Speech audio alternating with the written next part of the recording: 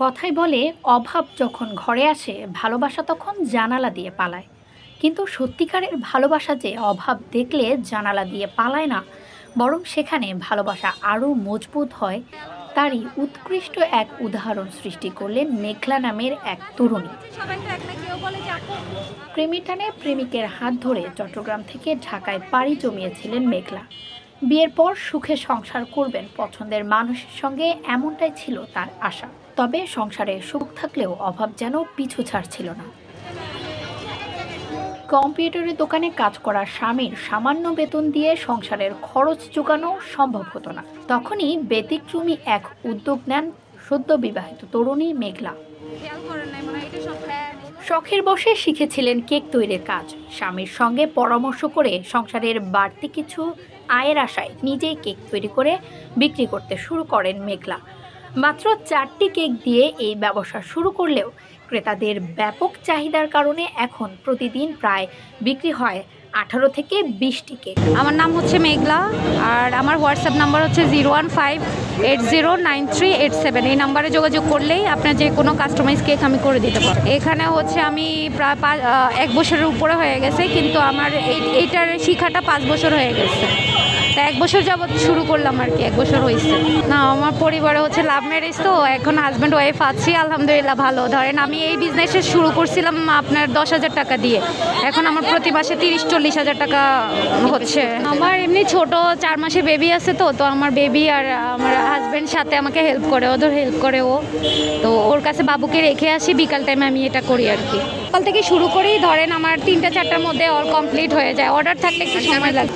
আমি এটার সাথে জড়িত 5 বছর যাবতে, কিন্তু 1 বছর ধরে এখান থেকে এই হিসেবে এটা শুরু করলাম আর কি, স্লাইস হিসেবে সেল করার। আমি ওভেন কিনছি, বাট আমার ওভেনে আমি ওটা ইউজ করি না, চুলার মধ্যেই মেক করি।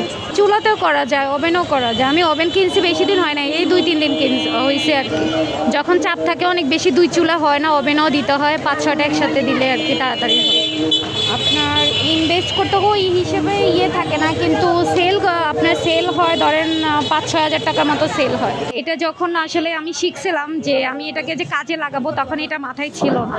তো ভাবলাম যেহেতু শিখছি আমি এটাকে কাজে লাগাবো। আমার আবার মানে একটা অভ্যাস হচ্ছে যে আমি যেটা পারবো না, আমি এই কেকটা যখন শিখছি মানে একদিন বানাইতে গেছি ইউটিউব দেখে, আমার কেকটা হয় নাই।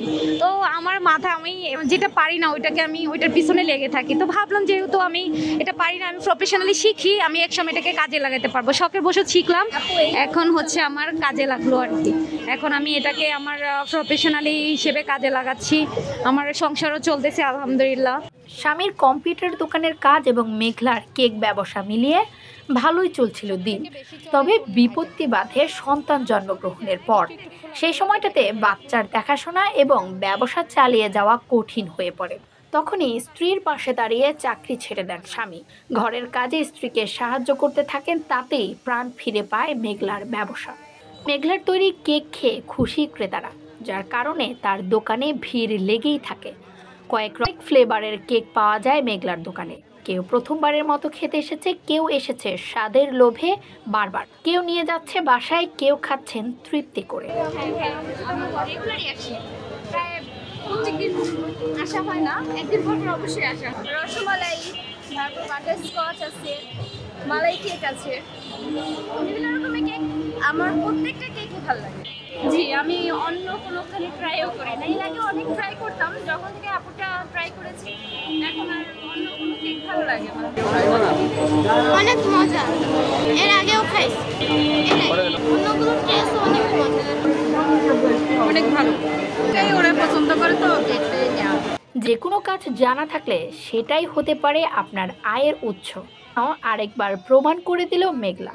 শখের বশে শেখা কেক তৈরির কাজ, যার মাধ্যমে আজ তিনি সফল নারী উদ্যোক্তা। ইসরাত জাহান মনিকা, যুগের চিন্তা।